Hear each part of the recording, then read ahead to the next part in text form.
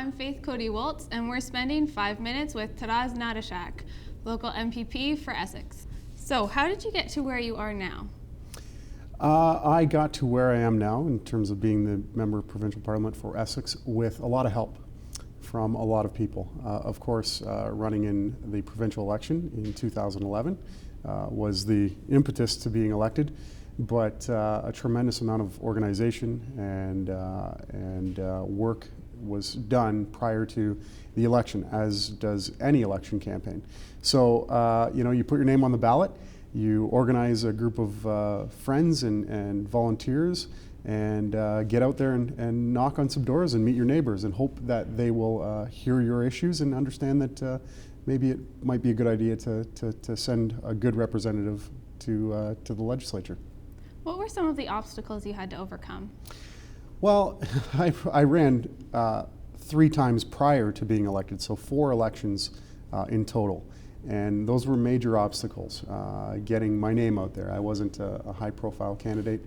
Also learning the issues, connecting with members of our community to understand what their issues were, and to find some resolution to those issues in context of how legislation would work. So those are always ongoing challenges in terms of connecting and relating it back in a legislative context. But it's something that I really enjoy and something that is really an essential part of the job. What are your plans for MPP of Essex County? Well, I guess the job is multifaceted and dynamic, so I have a role at the legislature in terms of being present and scrutinizing, criticizing, and supporting or not supporting various pieces of legislation that comes before the House.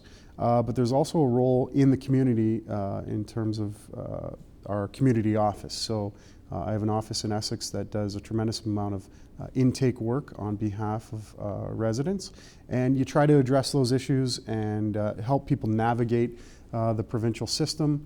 And sometimes sometimes we get good results. Sometimes it's more challenging. So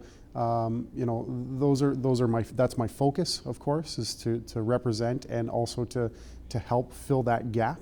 Unemployment continues to be an issue. What can be done?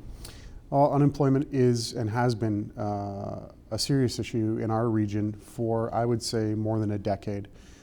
We know that Essex County and Windsor were the hub of manufacturing in North America, really. We've seen that manufacturing sector shrink tremendously over the last decade. So we have to find some method of getting those jobs back here. We know that we have a skilled workforce. We know that we have the know-how and the knowledge, but it will also be important to diversify.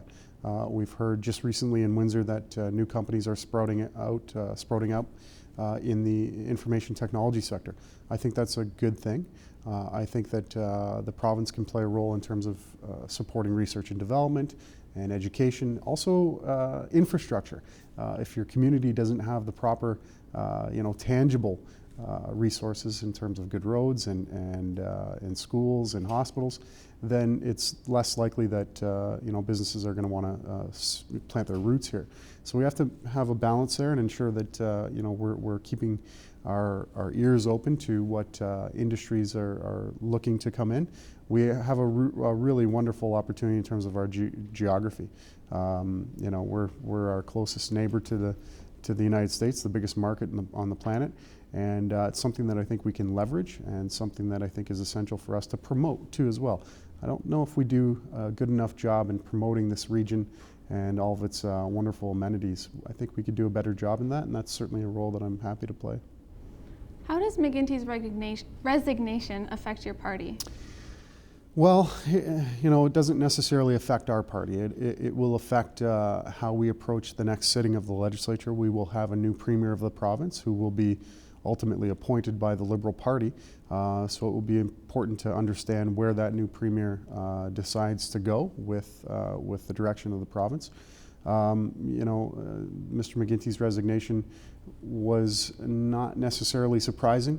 Their government was under and continues to be under a tremendous amount of pressure to come to terms with some of the mistakes that they've made regarding e-health and the orange helicopter scandal, as well as gas-fired plants that went awry and are going to end up costing millions, hundreds of millions of dollars potentially.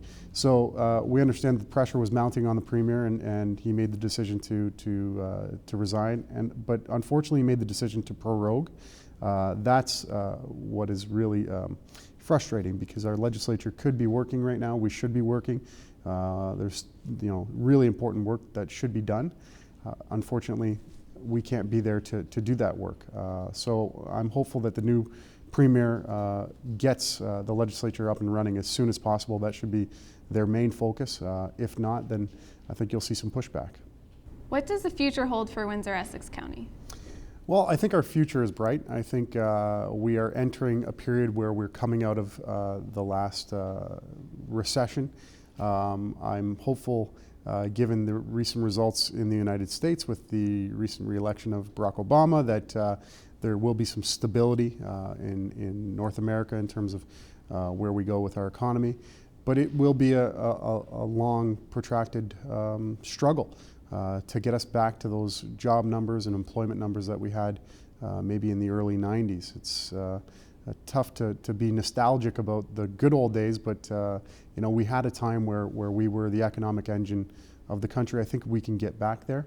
It's going to take a lot of work, but it's going to take a lot of dialogue too as well. So, my job will be to open up my ears and to listen to members of our community, to hear ideas of how we can, increase our employment numbers and get people back to work. I'm Codee Woltz, and you have spent 5 minutes with Taras Natyshak, local MPP for Essex.